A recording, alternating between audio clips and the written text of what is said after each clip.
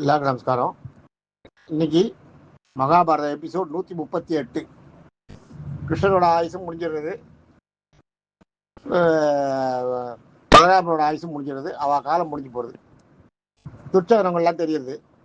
இதுக்கு நடுவில் இந்த யார் அவர்கள் சண்டை போட்டுக்கும் போது கிருதவர்மாவுக்கும் சாத்தியாக்கியம் ஆகாதுன்னு முதல்லயே சொல்லிட்டேன், தெரியுமா உங்களுக்கு? அதனால்தான் கிருதவர்மாவை அந்த படைக்கு தளபதியாக்கி அவரை துரியோதன பக்கம் அனுப்பி விட்டுறாரு கிருஷ்ணன். சாத்தியகி தன்னை விட்டு போக மாட்டேன்னு சொன்னான்னு உடனே கிருதவர்மாவை தளபதியாக்கி அமைச்சா அங்கே போய் அவன் கடமையை கரெக்டாக தான் செஞ்சான். கிருஷ்ணனுக்கு இப்போ சாதகமாக எதையும் பண்ணல. அந்த கிருதவர்மா குடி போதையில் சாத்தியகியை வேறுபேற்றுவான். சாத்தியகி இருக்கணும், நீ என்ன பண்ண? நீ பூரிசவசை கொண்டது தெரியாதா? தவம் இருந்தவனை, கிழவனை, வயசானவனை, நிஷ்டையில் இருந்தவனை தலையை அறுத்து கொண்ட நீ பெருமை பேசிக்கிறான்னு அவங்ககிட்ட சண்டைக்கு போவான். குடி வெறி ஒன்றும் தெரியாது. கிருதவர்மா சொன்ன உடனே சாத்தியகிக்கும் கிருதவர்மாவுக்கும் சண்டையாயிடும். பெரிய சண்டையாகி அப்போதான் அந்த உலகையை பிடிங்கி அடிச்சுக்கிறா. அடிச்சுன்னா அவளும் செத்து போறா. அவள் பேர் செத்து போறதுக்கு அவளோட விரோதம் காரணமா இருக்கு. இந்த மாதிரி மறைஞ்சு எல்லாரும் கிருஷ்ண வம்சமே யாதவ வம்சமே அழிஞ்சு போறது. இந்த செய்தி அஸ்தினாபுரத்துக்கு வருது. அஸ்தினாபுரத்துக்கு வந்தவொடனே யுதிஷ்டன் துடி துடிச்சு போயிடறான். யுதிஷ்டரால இதை தாங்கவே முடியல. 36 வருஷம் ஆட்சி புரியிறான். 36 வருஷம் ஆண்டா கூட அவனுக்கு நிம்மதி இல்லாம இருந்தான் இல்லையா? அவன் மகிழ்ச்சியா இருந்தான், ஆனா நிம்மதி இல்லை மனசுல. ஒரு நெருடலோடையே இருந்தான். கிருஷ்ணன் மறைஞ்ச உடனே கிருஷ்ணன் இல்லாத நம்மளுக்கு ஒரு வாழ்க்கையான்ற அந்த மாதிரி ஒரு எண்ணம் வந்துடுது அவனுக்கு மனசுல. கிருஷ்ணன் இல்லாத ஒரு வாழ்க்கையாண்டு யோசிக்க ஆரம்பிச்சோட அவனுக்கு ஒரு ஞானம் பிறக்கிறது. இந்த வாழ்க்கையை நிலையற்றது, எவ்வளவு வந்தாலும் தீராது. விதுரர் சொன்ன நியாயம் எல்லாம் திருதராஷ்டிரனுக்கு சொன்னாரே, அதையெல்லாம் யுதிஷ்டனும் கேட்டிருந்தார். கேட்டிருந்தப்ப அவருக்கு அதெல்லாம் தெரியுது. இப்பதான் தெரியுது உலக நிலை இல்லாதது. நமக்கு எல்லாருமே செத்து போயிட்டார். நம்ம பந்துக்கள் எல்லாருமே போய் செத்துட்டா. திருதராஷ்டிரன் நமக்கு அப்பாவா இருந்தா அவரும் போயிட்டார். பீஷ்மரை கொண்டுட்டோம், துரோணரை கொண்டுட்டோம், எல்லாரையுமே கொண்டுட்டோம். நம்ம மனுஷா யாருமே இல்லை. இதுக்கெல்லாம் காரணம் நம்ம தான். உலகம் நிலை இல்லாது, இந்த வாழ்க்கை நிலை இல்லாது. அதனால இந்த வாழ்க்கையை நம்பி இருக்கக்கூடாது. இந்த வாழ்க்கை நமக்கு வேண்டாம், போறோம் அப்படின்னு நினைக்கிறா. பாண்டவர்களும் அதுதான் நினைக்கிறா. பாண்டவர்கள்ட்ட சொன்ன உடனே யுதிஷ்டன் சொன்ன உடனே ஆமா, எங்களுக்கும் அந்த மாதிரி தான் இருக்கு, எங்களால் இதை பொறுத்துக்கவே முடியல, கிருஷ்ணன் செத்து போயிட்டாருன்றதை எங்களால் தாழவே முடியல அப்படின்னு. உடனே நீ போய் அங்கே துவாரகையில் கிருஷ்ணன் போனப்பறம் அங்கே என்ன பண்ணணுமோ அதை பண்ணிட்டு வான்னு அர்ஜுனனை அனுப்புவார் தர்மர். அர்ஜுனன் போவான். அர்ஜுனன் போய் அங்கே போய் என்ன பண்ணுவான், முதல்ல ஊரையெல்லாம் செட் பண்ணி சரி பண்ணுவான். எல்லாத்தையும் ஒரு லெவல் பண்ணி சாம்பவனும் செத்து போயிடறான் இல்லையா? அங்கே ஒரு தரமான ஒரு மந்திரியை ராஜாவாக்கிட்டு இவன் வரான். இவன் வரும்போது என்ன பண்ணுறான், அந்த ஊர் ஜனங்களை எல்லாம் காப்பாற்றணும் முதல்ல. அதுக்காக என்ன பண்ணுறான், அங்கே இருக்க பெண்களுக்கு பாதுகாப்பு கொடுக்கறதுக்காக யாதவ பெண்கள் எல்லாரையும் கூட்டிட்டு வந்துடுறோம். எல்லாரையும் கூப்பிட்டு அர்ஜுனன் வரான். நம்ம அஸ்தினாபுரத்துக்கு கூட்டு போயிடலாம் யாதவ பெண்களை எல்லாம் அப்படின்னு யாதவ பெண்களை கூப்பிட்டு வருவான். யாதவ பெண்கள் ஏற்கனவே யாதவங்களை அழிஞ்சு எல்லாம் சப்போர்ட் இல்லாமல் இருக்கா. எல்லாரும் விதவைகளாகவும் கைம்பெண்ணாகவும் இருக்கா. அவளை எல்லாம் காப்பாற்ற வேண்டிய கடமை இவனுக்கு அர்ஜுனுக்கு வந்துடுது, கிருஷ்ணன் இல்லாதனால. அதனால போய் கூப்பிட்டு வரான். கூப்பிட்டு வரும்போது வழியில ஒரு திருடம் மறைப்பான். திருட்டு கும்பல் மறைச்சு இந்த அர்ஜுனன்கிட்ட சண்டைக்கு வரும். அர்ஜுனன் நீ என்ன, நீ நான் ஏன் பாரத போரே பார்த்தவன் தெரியுமா, என்கிட்ட இதெல்லாம் செல்லாதுன்ட்டு அவன் காண்டிபத்தை எடுப்பான். காண்டிபத்தை அவனால் தூக்கவே முடியாது. காண்டிபத்தை எடுத்து வில்ல எடுத்து விடுவான்னு பார்த்தா காண்டிபத்தை எடுத்து அவனால் வில்லு வளைக்கவே முடியாது. காண்டிபத்தையே கையில் தூக்க முடியாது, அவ்வளோ வெயிட்டாக இருக்கும். அது இது இப்படி ஆயிடுச்சுன்னு யோசிப்பான். யோசிச்ச உடனே அந்த காண்டிபம் சிரிச்சுட்டு சொல்லிட்டு போயிடும். கிருஷ்ணன் இருக்க வரைக்கும் தான் நான் அந்த காண்டிபத்தை அசரிக்கையாக சொல்லும். கிருஷ்ணன் இருந்த வரைக்கும் தான் அந்த காண்டிபத்துக்கு வேல்யூ. கிருஷ்ணன் அவரோட பிறவி இது முடிஞ்ச அவரோட அவதாரம் எடுத்த காரியம் முடிஞ்ச உடனே அவரோட அவதாரம் எடுத்ததுக்குன்னா பூமியோட பாரத்தை குறைக்கிறதுக்கு தான் மெயினா. அந்த பாரத்தை பண்ணிட்டார். அந்த பூமாதேவியோட பாரத்தை குறைச்சிட்டதுனால அவர் போயிட்டார். அவர் போயிட்டு அப்புறம் நான் காண்டிபெல்லாம் உனக்கு உதவாது, காண்டிபத்தால் எல்லாம் உன்னால ஒன்றும் பண்ண முடியாது அப்படின்னு சொல்லுவார். அப்பதான் தெரியுது இவனுக்கு தன்னுடைய சக்தியை இழந்திருக்கோன்னு. அர்ஜுனோட சக்தியெல்லாம் இழந்துடுறான். அந்த திருடர்கள்லாம் அர்ஜுனனை அடிச்சு போட்டு, ஏன்னா அர்ஜுன் வயசான இல்லையா, அவன் அந்த திருடர்கள்லாம் சின்ன வாலிபர்கள் எல்லாரும் ஒன்றா சேர்த்து அர்ஜுனனை அடிச்சு போட்டு அந்த பொம்பளைகள் எல்லாம் அந்த யாதவ பெண்களை எல்லாம் கடத்தின்னு போயிடுறான். இவனால ஒன்றும் பண்ண முடியல. அர்ஜுனால ஒன்றும் பண்ண முடியல. அவளை எடுத்து சண்டை போடவே முடியல. இவனால பலகீனமாயிடுறான். இவனால அவளை அடிச்சான்னா அவள் திருப்பி இவனை அடிக்கிறதே இவனால தாழ முடியல. ஒரு காலத்தில் இவன் எப்படி வில்லில் பராக்கிரமசாலியாக இருந்தவன், வில்வித்தையில் பேர் வாங்கினவன். கிருஷ்ணன் செத்து போன உடனே அர்ஜுனன் ரொம்ப ஒன்றுமே இல்லாதவன் ஆகிடுறான்.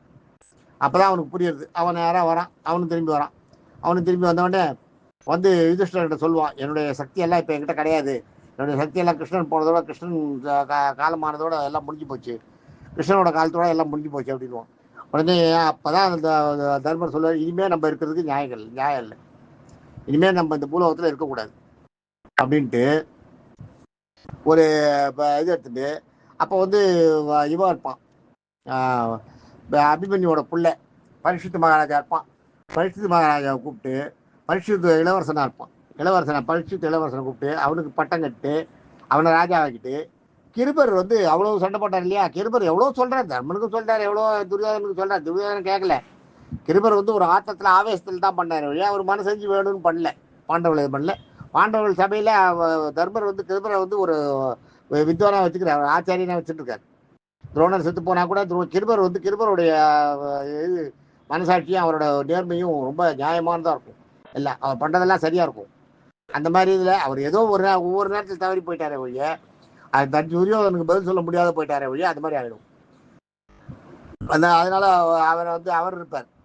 பீஷ்மர் செத்து போகும்போது கூட பீஷ்மரோட காலம் முடியும், உத்தராயணம் வந்த உடனே பீஷ்மரோட காலம் முடிஞ்சிடும். பீஷ்மரோட காலம் முடியும் போது சகஸ்ரநாமம் சொல்றார், விஷ்ணு சகஸ்ரநாமத்தை சொல்றாரு. அவர் எழுதினது தான் விஷ்ணு சகஸ்ரநாமம். அந்த விஷ்ணு சகஸ்ரநாமத்தை தான் நம்ம இன்னைக்கு சொல்லிட்டு இருக்கோம். குருஷேத்திர போரில் அந்த இடத்துல நானும் ரங்கநாதன் போனப்ப அங்கே போய் நின்று கொஞ்சம் நேரம் பார்த்துட்டு இருந்தோம். இந்த இடத்துல பீஷ்மர் வந்து எவ்வளோ பெரிய காரியத்தை பண்ணியிருக்காரு அப்படின்னு விஷ்ணுவோட 1000 நாமங்களை சொல்லுவார். அப்போ இது அந்த மாதிரி பீஷ்மரை பார்க்க வரும்போது ஒரு தடவை திரௌபதி வருவா பீஷ்மரை பார்க்கறதுக்கு. பீஷ்மரை பார்க்கறதுக்கு வரும்போது திரௌபதியை பார்த்துட்டு அவர் ஆசீர்வாதம் பண்ணும்போது திரௌபதி சிரிப்பார். சிரித்த உடனே என்ன ஏன் சிரிக்கிறேன்னு கேட்பார் பீஷ்மர். கேட்கும்போது, அன்னைக்கு அந்த என்னை வந்து சபையில் துயிலுங்கப்ப நீங்கள் பார்த்துட்டு தானே இருந்தீங்க, இன்னைக்கு நீங்கள் எப்படி ஆகிட்டீங்களே, அதை நினச்சி சிரிக்கிறான்வா. சிரித்த உடனே, அம்மா நீ சிரித்தது கரெக்டு தான், நான் அப்படி தான் இருந்தேன், என்ன பண்ணுறது, அவனுடைய சாப்பாடு அவன் போட்ட சோறு என் உடம்புல இருந்தது, அதனால எனக்கு அன்றைக்கி இந்த நியாயம் பிடிப்படல. நான் என் தப்பாக இருந்தால் கூட நான் அதை எதிர்த்து அவனை துரியோதனை அடக்கிருக்கணும், அடக்காமல் விட்டேன், தப்பு தான், அது என் தப்பு தான். இதை பீஷ்மர் பிளைனாக சொல்லுவார். கடைசியில் சாகப்படுற நேரத்தில் திரௌபதி கிட்ட சொல்லுவார். அதே மாதிரி அம்பகிட்டையும் சொல்லுவார், உன்னை வந்து நான் கடத்திட்டு வந்தது தப்பு தான், உன்னை வந்து இந்த மால்வன் வந்து உன்னை நான் லவ் பண்ணுறேன்னு உன்னை துரத்திட்டு வரும்போதே நான் ஏன் மால்வன் துரத்தின்னு வரான்றதை உன்னை கேட்டு அவங்க கூட அனுப்பியிருக்கணும். உன்னை தப்பு பண்ணிட்டேன், உன்னை காப்பாற்றுறதுக்கு மால்வன் வந்தப்போ நான் உன்னை அனுப்பியிருக்கணும், நான் எனக்காக கொண்டு வரல, விசித்திரனுக்காக நான் வந்து உங்களை எல்லாம் ஜெயிச்சு கொண்டு வந்து தப்பு, உங்கள் அக்கா தக்க 3 பேர் ஜெயிக்கிறாங்க, கொண்டு வந்து தப்பு தான் அப்படின்னு அம்பகிட்டையும் ஒத்துக்கிறார் தன்னுடைய தப்பை. திரௌபதிகிட்டையும் ஒத்துக்கிறார். திரௌபதி கிட்ட என்ன சொல்றார், அந்த துரியோதனன் சாப்பிட்டு அவன் போட்ட சாதத்தால் வளர்ந்த உடம்பு இது, அந்த உள்ள போடுற ரத்தம்லாம் துரியோதனனோட சாப்பாட்டு ரத்தம், அதனால எனக்கு அவ்வளோ புத்தி இல்லை, அவ்வளோ தோணலை அந்த நேரத்தில், தடுத்துருக்கலாம், நான் கொஞ்சம் முயற்சி எடுத்து தான் தடுத்துருக்கலாம், நியாயம்தான், நீ சிரிச்சது தப்பு இல்லை கரெக்டு தான் அப்படின்னு சொல்லுவேன்.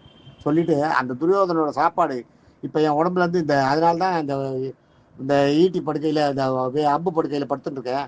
அம்பு படுக்கையில் படுத்துட்டு இருக்கும்போது என்னோட ரத்தங்கள்லாம் கழியிறது, கொஞ்சம் கொஞ்சமாக குறையிறது, எல்லாம் வடியிறது, இந்த துரியோதனன் சாப்பாட்டு எல்லாம் வடியிறது.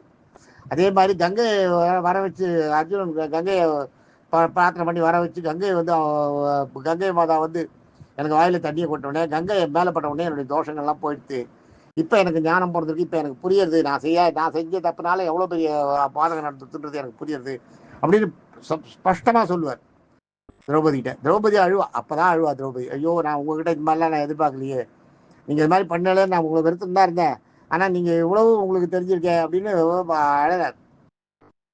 அழுதுட்டு அப்போ அது நடக்கிறது. அந்த துரோணர் பீஷ்மர் வந்து அம்பு படுகையில் படுத்திருக்கும் போது அப்புறம் சகஸ்ரநாமத்தை சொல்லிட்டு ஆழ வேண்டிய அந்த நெறிமுறைகளை எல்லாம் தர்மருக்கு சொல்லி தர்மர் ஒரு 6 சந்தேகம் கேட்பார்.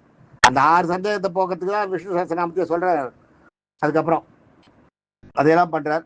இப்போ தர்மன் வந்து என்ன பண்ணிடுறார், இதெல்லாம் பண்ணுறா ஜெயிச்சுன்னு வர்றார், தர்மர் அரசாள்றார், அதெல்லாம் சொல்லிட்டேன் இல்லையா.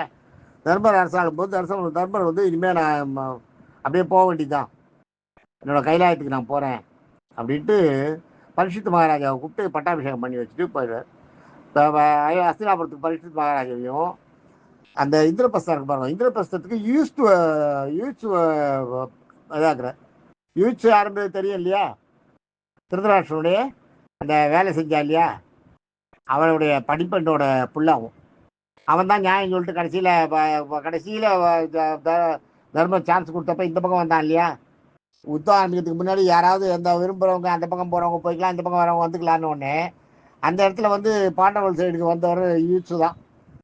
துரியோதனன் சைட்லேருந்து பாண்டவர் சைடில் வந்தவர் யூத்ஸு. அந்த யூத்ஸு அவர் உயிரோடு இருக்கார். அவரை வந்து யூத்ஸை வந்து அவனை வந்து இந்திரபிரஸ்தத்துக்கு அரசனாக்கிட்டு இவர் கிளம்பிடுறார். பாண்டவர் இவாளும் கிளம்பி போயிட்டே இருக்கா. இவன் 2 பேரும் கிளம்பி போகிறான். போகும்போது எல்லாம் தான் பண்ண இதெல்லாம் அந்த அந்த பற்றற்ற நிலை வந்துடும் தர்மருக்கு. அதனால தான் கிருபரை வந்து ஆசார வித்வாரம் வச்சுட்டு இருக்காரு இல்லையா. கிருபர் எவ்வளவு பண்ணார் இவாளுக்கு. கடைசியில் பாண்டவர்கள் உப பாண்டவர்களை கொண்டுட்டு அவளோட அந்த இதையெல்லாம் தீ வச்சுட்டு அவளோட அந்த குடில எல்லாம் தீ வச்சுட்டு அந்த குடியிலேருந்து வெளியே தப்பிச்சு ஓடி வந்தா பார்த்தீங்களா, அவளையெல்லாம் பிடிச்சி கொண்டது கிருபர் தான். கிருபரும் கிருதவர்வாவும் தான் அவளை வெளியே வரவாளையெல்லாம் உயிரோட வரவாளையெல்லாம் பிடிச்சி கொண்டான். தப்பிச்சு ஓடுறவாளுக்கு கூட தப்பிச்சு ஓடுறவாளுக்கு வழி இல்லை. அந்த இடத்துல அவன் அநியாயத்தை, ஒரு பெரிய அநியாயத்தை அரங்கேற்றினான். கிருபரும் அஸ்வத்தாமனும் கிருதவர்மாவும் சேர்ந்து. ஆனால் அந்த கிருபரை தன்னுடைய அரசவையில் வித்வானா வச்சிருந்தார் துரோணர். இவர் தர்மர் சேர்த்துக்கிறார். ஏன்னா கிருபர் வந்து மிகப்பெரிய ஞானி, நல்ல. அவர் ஏதோ ஒரு நேரத்தில் எல்லாருக்குமே சறுக்கும். தர்மருக்கு பீஷ்மருக்கு சரிக்கின மாதிரி இவருக்கு சரிக்கின மாதிரி சறுக்கும். அதனால இவர் வந்தார். அதனால அதை மறந்துடுவோன்னு அதை மறந்துட்டு அவரை ஒரு வித்வானா வச்சுக்கிறார். அவரை வந்து பரீட்சத்துக்கு கார்டியனாக போடுறார். பரீட்சித்து வந்து அவன் பெரியவனாகி அவன் மனுஷனாகி அவன் வந்து அரசு ஆள்ற வரைக்கும் அவனுக்கு நீங்கள் தான் அவன் கூட இருந்து ஆட்சியை நடத்தி கொடுக்கணும் அப்படின்னு கிருபரை வந்து ஒரு பாதுகாவலராக போகிறார், கார்டியனாக போட்டு போகிறார். போட்டு தர்மர் கிளம்பிடுறார். தர்மர் கிளம்பினோடனே எல்லாரும் இவாள் 5 பேரும் கிளம்பிடுறார். பாண்டவர்கள் 5 பேரும் நானும் வரேன்னு.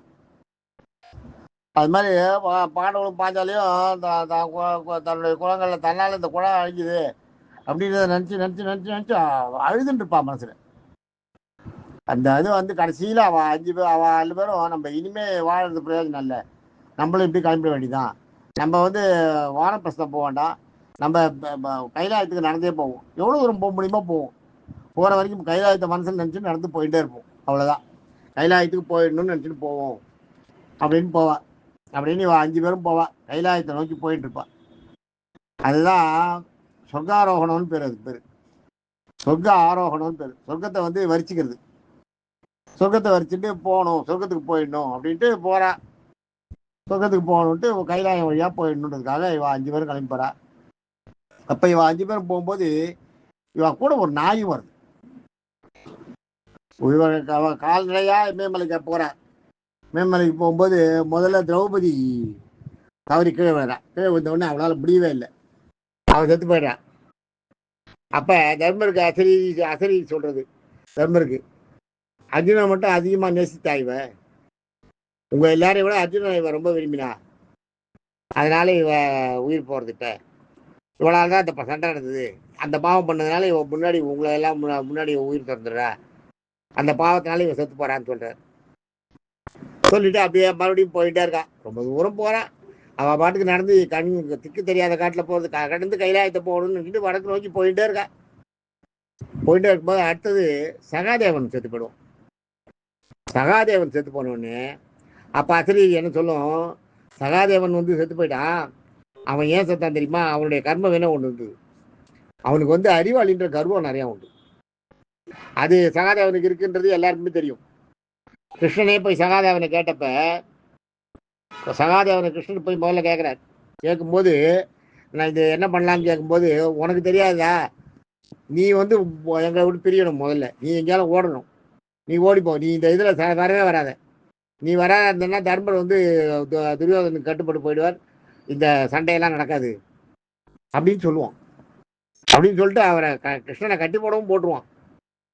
கட்டி போட்ட அப்புறம் அவன் வந்து கிருஷ்ணன் வந்து அவர்கிட்ட, ஆமாம் நீ எல்லாம் தெரிஞ்சோம், உனக்கு அறிவு ஜாஸ்தி தான், உன்னோட இது ஜாஸ்தி தான், ஆனாலும் பூமி வார்த்தை குறைக்கிறதுக்காக நான் வந்து இந்த ஞான விஷயில் அவனுக்கு காமிச்சிட்டு அவனை அப்புறம் அதுக்கப்புறம் அவன் கிருஷ்ணனை அவுத்து விட்றான்.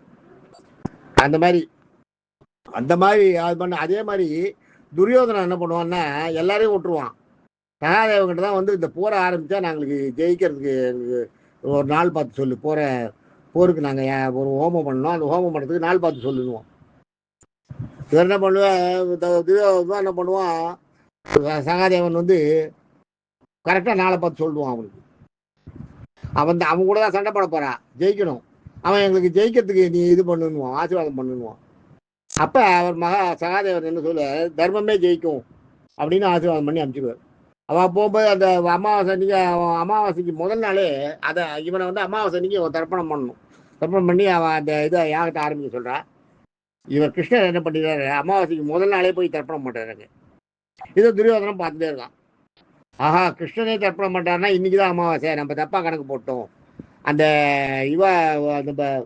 நம்ம முதல்ல பாண்டவளை அஞ்ஞான வாசத்துல வந்து கண்டுபிடிச்சப்பவே அப்படிதான் பண்ணோம்.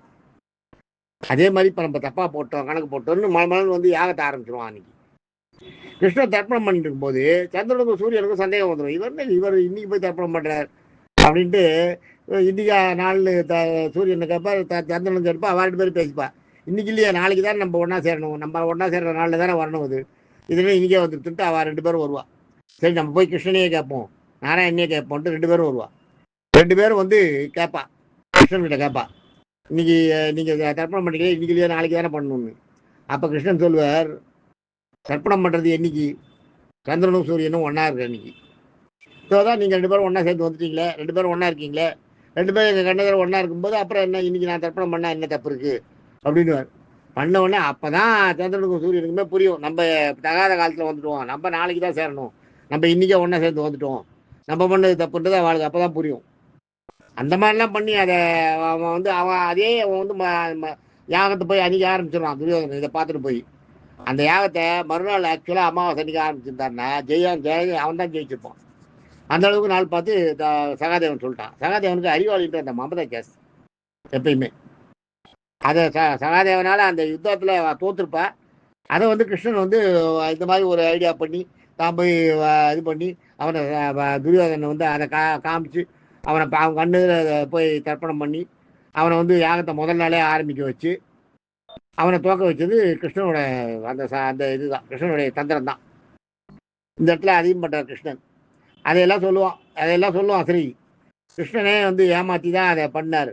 கிருஷ்ணனை வந்து ஏமாத்துற அளவுக்கு கொண்டு போய் விட்டது வந்து சகாதேவன் தான்.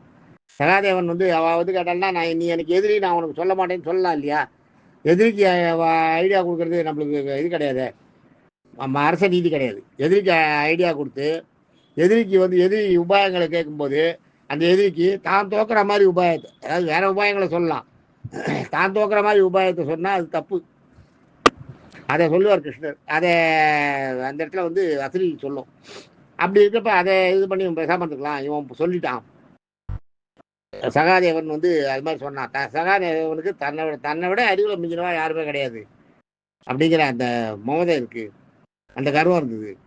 அந்த கர்வம் தான் அவனுக்கு வினையா போச்சு. அந்த வினை பயன் தான் அவன் இப்ப உங்க எல்லாருக்கும் முன்னாடி அவன் சாகுறான் அப்படின்னு சொல்ற. அப்படின்னு அசிரி சொல்றது.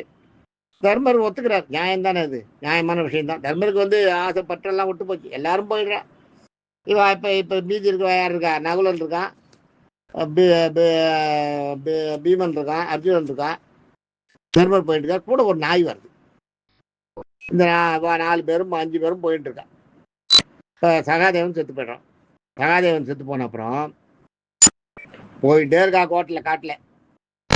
நாளைக்கு எபிசோட்ல மீதியை பார்ப்போம். தேங்க்யூ.